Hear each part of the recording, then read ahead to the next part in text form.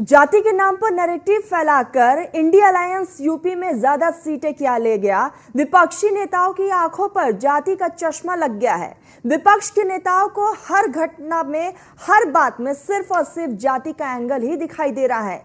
ज्यादा वक्त नहीं हुआ जब कांग्रेस के नेता यहाँ पर राहुल गांधी जो है मिस इंडिया के लिस्ट में भी ओबीसी कोटा तलाश रहे थे और अब उनके सियासी पार्टनर अखिलेश यादव एक अपराधी में जाति तलाश रहे हैं। जी हां, यूपी पुलिस ने सुल्तानपुर में एक अपराधी मंगेश यादव का एनकाउंटर किया। मंगेश पर ज्वेलरी शॉप में डकैती का आरोप था और उसके ऊपर 1 लाख का इनाम भी घोषित किया गया था। इतना ही नहीं, मंगेश यादव पर चोरी और लूट के 7 मामले पहले से ही दर्ज थे। ऐसे दुर्दांत अपराधी में अखिलेश ने जाति तलाश ली। अखिलेश ने इसे लेकर सोशल मीडिया पर पोस्ट किया और लिखा कि लगता है कि सुल्तानपुर डकैती में शामिल लोगों से सत्ता पक्ष का गहरा संपर्क था, इसीलिए तो नकली एनकाउंटर से पहले मुख्य आरोपी से संपर्क साधकर सरेंडर करा दिया गया और अन्य सापेक्षीय लोगों के पैरों पर सिर्फ दिखावटी गोली मारी गई है और जात देखकर जान ले ली गई। सवाल कई है, सवाल उठते हैं कि आखिर अखिलेश यादव कौन सी राजनीति करना चाहते हैं कि उन्हें अपराधियों में भी जाति दिख रही है। वैसे ये पहली बार नहीं है जब अपराधियों के प्रति अखिलेश यादव का प्रेम उमड़ पड़ा हो। इससे पहले अयोध्या नाबालिग रेप केस के आरोपी मोहित खान पर हुई कार्रवाई को भी अखिलेश यादव ने यहाँ पर मजहबी रंग दिया था। अब सवाल कई है, सवाल सबसे बड़ा ये कि क्या अब सियासत इस स्तर पर होगी जहां जाति पहले होगी। एक तरफ हमारे संतों के द्वारा, राष्ट्रीय स्वयंसेवक संघ के द्वारा, विश्व हिंदू परिषद के द्वारा पूरे भारत को जोड़ने का कार्य किया जा रहा है और वहीं दूसरी तरफ अपने राजनीतिक संकीर्णताओं में फंसे हुए कुछ लोगों के द्वारा जब जाति, मत और मजहब के आधार पर समाज को बांटने की कुत्सित चेष्टा की जा रही हो, उन स्थितियों में हमारे लिए श्री रामनाथ स्वामी जी का यह मंदिर, आज का ये कुंभाभिषेक और प्राण प्रतिष्ठा का समारोह एक नई प्रेरणा हो सकता है।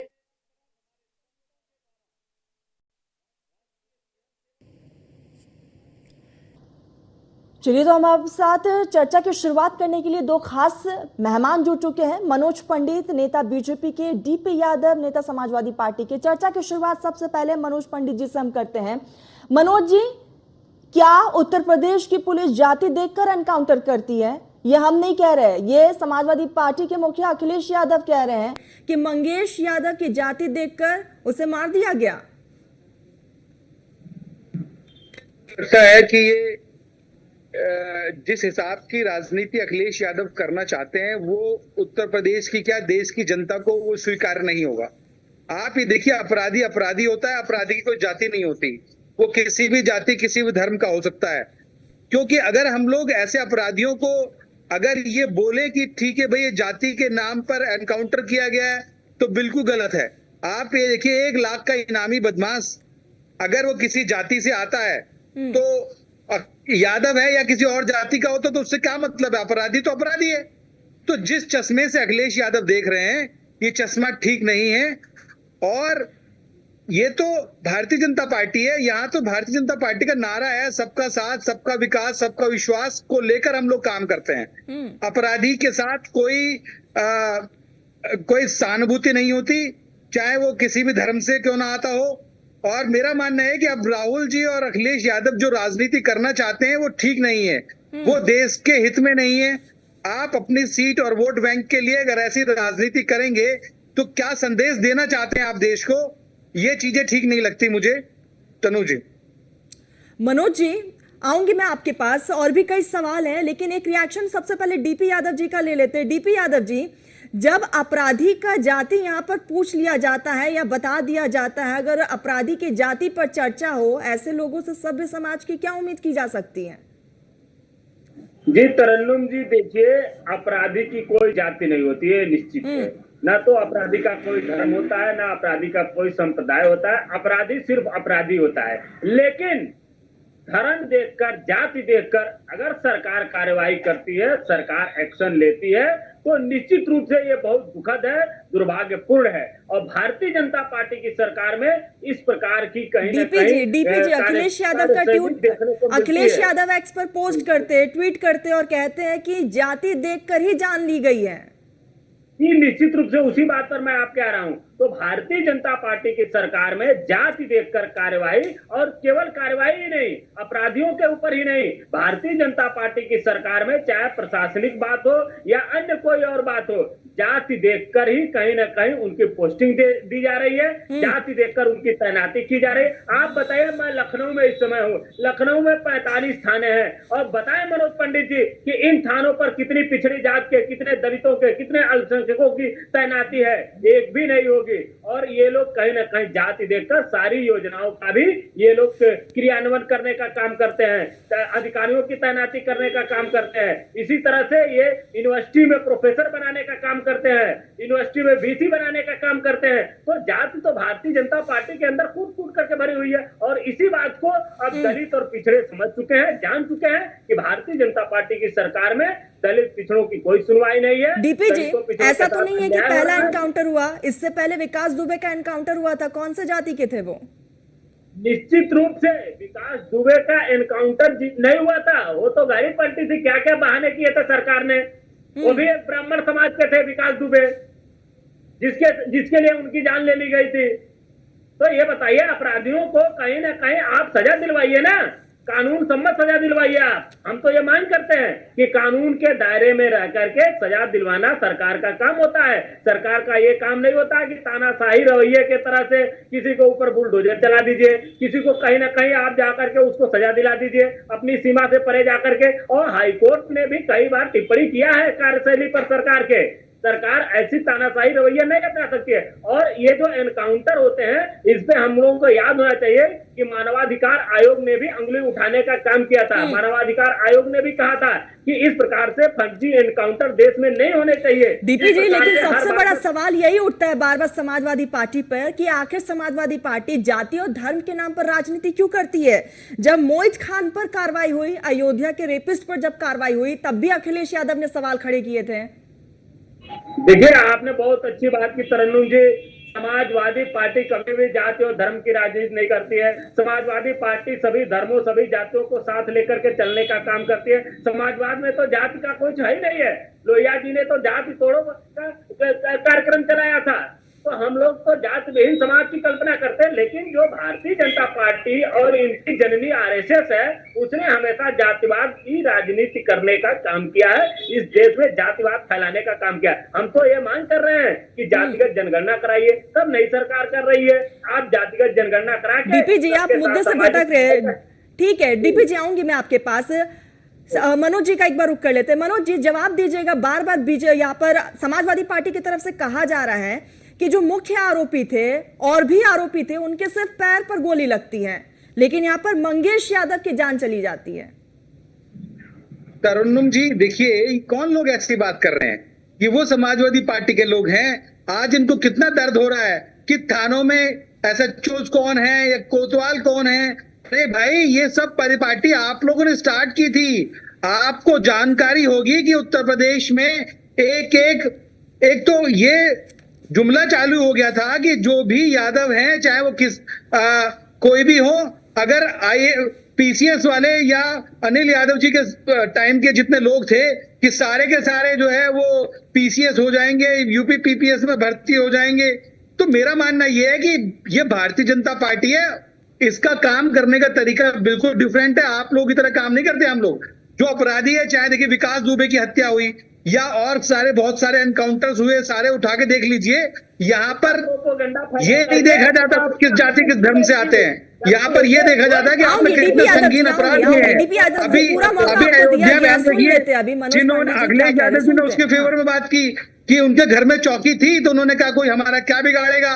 तो मेरा मानना यह है कि जो हौसले जो अपराधियों के हैं, उनके हौसले तभी प्रस्त होंगे जब उनके खिलाफ कठोर कार्रवाई की जाएगी।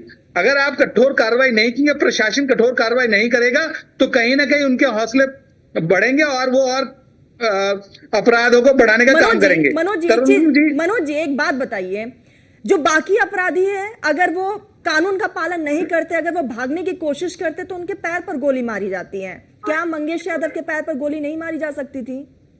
देखिए, अब ये सिचुएशन तो तरन्नुम जी, जो अधिकारी वहां मौजूद थे ये तो वही बता पाएंगे कि पैर के गोली मारने का सिचुएशन परिस्थिति थी या नहीं थी वहां पर, क्योंकि ना मैं था वहां, ना ये आप थी, ना डीपी यादव जी थे, कोई तो वहां मौजूद था नहीं सिचुएशन पे कि वहां की परिस्थिति क्या थी। और ऐसा नहीं है, अपराधी, पुलिस का काम ये होता है कि अपराधी को न्यायालय के सामने पेश किया जाए और ताकि उसको न्यायालय से न्याय मिले कि अगर वो दोषी है तो ठीक है, नहीं तो हटा दी जाए। पर लेकिन आप ये कहें कि वहां पर नहीं एनकाउंटर, अभी अतीक अहमद के पुत्र का जो है एनकाउंटर हुआ तो बोले नहीं ये एनकाउंटर फर्जी है। अरे भाई, ये एक मानव अधिकार आयोग है और बहुत सारी चीजें हैं जो बाद में भी जांच करती है। अगर कोई अधिकारी गलत करता है तो उसको सस्पेंड किया जाता है, उसके खिलाफ कार्रवाई की जाती है और कानून के दायरे में रह के और सारी प्रक्रियाएं पूरी की जाती हैं। तो मेरा मानना ये सब चीजें कहना गलत है और आप अपनी राजनीतिक रोटी सेकने के लिए कुछ भी भाषण बयानबाजी करेंगे वो ठीक नहीं, उससे पार्टी को नुकसान होगा, उसका फायदा नहीं होगा। और जितना तरन्नुम जी समाजवादी पार्टी के बारे में जितना कहा जाता है उतना कि ये प्राइवेट लिमिटेड कंपनी है, इस प्राइवेट लिमिटेड कंपनी में परिवार के अलावा किसी का ध्यान नहीं रखा जाता, तो ये भारतीय जनता पार्टी पर जो एलिगेशंस लगा रहे हैं बिल्कुल बेबुनियाद है, इनका कोई आधार है नहीं। तरन्नुम जी, डीपी यादव जी जवाब दीजिएगा कि सिर्फ राजनीति के लिए इस मुद्दे को उठाया गया और कुछ नहीं। नहीं, देखिए तरन्नुम जी, जनता देख रही है और समझ रही है कि कौन राजनीति कर रहा है और कौन नहीं राजनीति कर रहा है। भारतीय जनता पार्टी के लोग जाति के नाम पर सिर्फ राजनीति करने का काम करते हैं, धर्म के नाम पर लोगों को बांटने का काम करते हैं। और समाजवादी पार्टी क्या करती है? डीपी यादव जी, समाजवादी पार्टी क्या करती है? सबको साथ लेकर चलने का काम करती है। समाजवादी पार्टी क्या धर्म और जाति के नाम पर राजनीति नहीं करती? बिल्कुल नहीं, समाजवादी पार्टी का धर्म और जाति के राजनीति से कोई संबंध नहीं है और हम सबको साथ लेकर के चलने का काम करते हैं। हम सबके कल्याण की बात करते हैं, हम सामाजिक न्याय की बात करते हैं, हम विशेष तौर पर दलित और पिछड़ों के कल्याण की बात करते हैं जिनको सदियों से सताया गया है और समाज के मुख्य धारा से काटा गया है उनको। हम हर वो मुद्दे को उठाने का काम करते हैं जो दलित पिछड़े के कल्याण की बात करते हैं। अब ये बताइए, हमको बताएंगे डीपी जी, जब मोहित खान पर कार्रवाई हुई तो समाजवादी पार्टी को बुरा क्यों लगा? देखिए, हर अपराधी के ऊपर कार्रवाई होनी चाहिए, समाजवादी पार्टी ने इसको स्पष्ट कर दिया है, लेकिन जात और धर्म देख करके कहीं ना कहीं किसी को प्रताड़ित करने का काम नहीं करना चाहिए। अभी ये बड़ी बड़ी कानून की बातें कर रहे हैं कि न्यायालय में जाएगा। अरे आप न्यायालय की बात मानते हो? भारतीय जनता पार्टी न्यायालय की बात नहीं मानती है। न्यायालय ने आदेश तो दिया है 69,000 शिक्षक भर्ती में, क्यों नहीं आप मेरिट लिस्ट बना रहे हो? क्यों हिला हवाली कर रहे हो उसमें? अभी भी अभ्यर्थी आपके नेताओं का घर घेर रहे हैं, बीमार पड़ रहे हैं, समाजवादी पार्टी उनके इलाज का बंदोबस्त कर रही है। तो आप ऐसी बातें मत करिए भाई कि जिससे कहीं ना कहीं जनता के बीच में आपकी जग हंसाई हो। और देखिए, जो गुजरात के दो लोग हैं, डीपी जी, जाति का जिक्र बीजेपी की तरफ से तो नहीं हुआ। अखिलेश यादव ने ट्वीट किया और उन्होंने कहा कि जाति के नाम पर यह एनकाउंटर हुआ है, जाति देखकर एनकाउंटर किया गया। तरन्नुम जी कैसी बात कर रही है? दलित के घर खाना खा करके पूरे देश में ढिढोरा पीटने वाले गृह मंत्री जाति की बात तो नहीं करते हैं कि दलितों के घर आज हमने खाना खाया, उनके घर आज जाकर के हमने चौपाल लगाई। नहीं, एक तरफ तो समाजवादी पार्टी कहती है कि हम जाति के नाम पर अपराधी की कोई जाति नहीं होती और दूसरी तरफ अखिलेश यादव की तरफ से ये ट्वीट सामने आ जाता है। अरे भाई, किस नजर से इसे देखा जाए? फिर इसी नजर से देखा जाए कि भारतीय जनता पार्टी जाति के आधार पर कार्रवाई करती है, जाति के आधार पर कहीं ना कहीं लोगों को मौका देती है और जाति के आधार पर तैनाती भी करती है। आप देख लीजिए पूरे उत्तर प्रदेश में किस प्रकार से दलित और पिछड़े अफसरों की अनदेखी की जा रही है, किस प्रकार से उनको प्रशासनिक कार्यों में भागीदारी नहीं दी जा रही है और जात विशेष के लोगों की थानों में तैनाती की जाती है, जिले में तैनाती की जाती है और हर जगह इस प्रकार से काम किए जाते हैं कि जिससे लोगों अंगुली उठाने का काम करते हैं। जी जवाब दीजिएगा। मनोज जी, मेरी आवाज तरन्नुम जी, मुझे लगता नहीं कि मेरे मित्र को जो है क्योंकि इनके पास कोई मुद्दा बचा नहीं है। ये ऐसी बातों को प्रदेश में या देश में फैलाना चाहते हैं। पूरा देश इस बात को जानता है कि समाजवादी पार्टी की राजनीति की नीयत और नीति कैसी है इनकी। ये बात आप देखिए ना, मुजफ्फरपुर में कि वो किसके साथ खड़ा है, भारतीय जनता पार्टी के नीति और नियत को नकार दिया है, आपकी जातीय मानसिकता को नकार दिया है, आपके सांप्रदायिक एजेंडे को नकार दिया। मनोज जी जवाब रखिएगा, कई गंभीर आरोप एक के बाद एक लगाया जा रहा है बीजेपी पे। नकार दिया है, आप जो नकारात्मक राजनीति करते थे उसको देश ने नकार दिया मनोज पंडित जी। और ये ध्यान रखिए, जो विधानसभा तभी हम सरकार नहीं तरुण जी, तभी हम सरकार में तीसरी बार बैठे ना, हमें नकार दिया गया, हम सरकार में बैठे हैं, आपको स्वीकार कर लिया, आप चीजें कर रहे हैं। तो मेरा मानना यह है तरुण जी कि चूंकि सबसे बड़ी अदालत है जनता की अदालत, और जनता की अदालत जो फैसला करती है वो सब पता चलता है कि फैसला है क्या। तो अरे ये मुझे कहने की आवश्यकता नहीं है कर रहे कि ये डीपी लोग यादव कैसी राजनीति जी, करते हैं। लोकसभा चुनाव में देखा गया कि क्या कुछ हुआ, बीजेपी को कई सीटों से हाथ धोना पड़ गया।